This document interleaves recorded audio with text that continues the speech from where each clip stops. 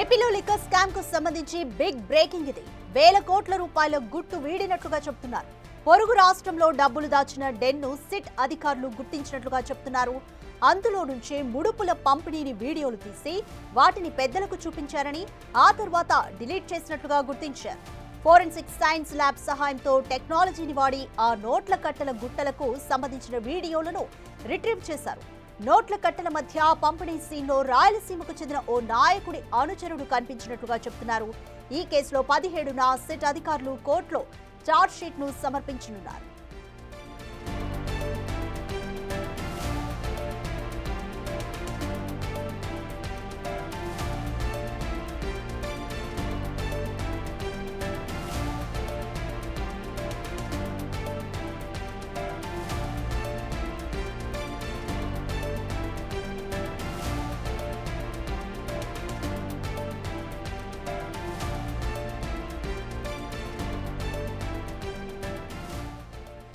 Right, AP liquor scam కు సంబంధించి కీలకంగా సిట్ పొరుగు రాష్ట్రంలో డబ్బులు దాచిన డెన్ను గుర్తించింది. అయితే దీనికి సంబంధించి మోర్ డీటెయిల్స్ మా ప్రతినిధి నరసింహ అందిస్తారు.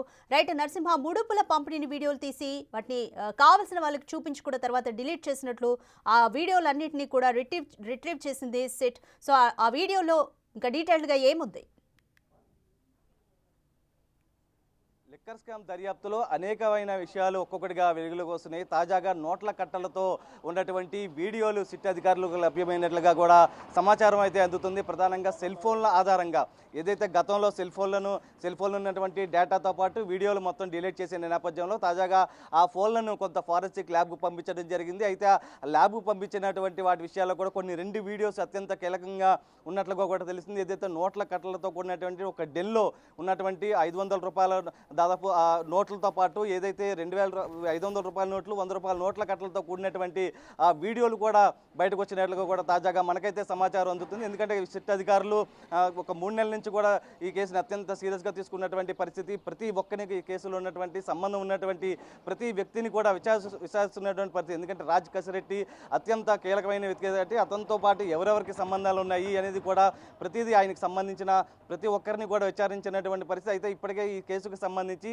దాదాపు 40 మందిని నిందితులుగా చేర్చడం జరిగింది. 9 మందిని అరెస్ట్ కూడా చేశారు. దాదాపు ఇప్పటికే 10 మందికి పైగా విదేశాలకు వెళ్ళిపోయినటువంటి పరిస్థితి. అయితే దాదాపు 200 మందికి పైగా విచారణ చేసిన సందర్భంలో కూడా అనేక విషయాలు వెలుగులోకి రావడం జరిగింది. అయితే వారందరికి సంబంధించి సిట్ విచారణలో వచ్చిన సందర్భంలో వాడు ఫోన్లను సేకరించడం జరిగింది. కానీ అప్పటికే ఆ స్కామ్కి సంబంధించి ఏదైతే కొన్ని వీడియోస్ ఉన్నాయో అవన్నీ డిలీట్ చేసినట్లుగా కూడా తెలుస్తుంది. ఎందుకంటే ప్రభుత్వం మారిన వెంటనే కూడా రాజ్ కసిరెడ్డి హైదరాబాద్కి కొంతమందిని తీసుకురావడం, ఎవరైతే స్కామ్ వసూళ్లకు సంబంధించి ఎవరైతే పాల్పడుతున్నారో వారందరినీ హైదరాబాద్కు పిలిపించి ఆ ఫోన్లను తీసుకున్నట్లుగా కూడా తెలుస్తుంది. అయితే ఆ ఫోన్లను తీసుకున్న క్రమంలో కూడా దాంట్లో ఉన్నటువంటి వీడియోలు ఇతరత్ర మొత్తం కూడా డిలీట్ చేసినటువంటి పరిస్థితిగా సిట్ అధికారులు గుర్తించినట్లుగా కూడా తెలుస్తుంది. అయితే ఆ కొన్ని ఫోన్లను ఆ సిట్ అధికారులు గుర్తించడం జరిగింది. వాటిని సేకరించిన తర్వాత ఫారెన్సిక్ పంపించడం కూడా జరిగింది. అయితే అత్యాధునిక టెక్నాలజీ ద్వారా ఏదైతే గుర్తించడం జరిగిందో సాంకేతిక పరిజ్ఞానం వచ్చిన నేపథ్యంలో కూడా మొత్తం ఏదైతే డిలీట్ చేసినటువంటి ఆ ఫోటో కొన్ని వీడియోస్ ఏవైతే వసూళ్లకు సంబంధించి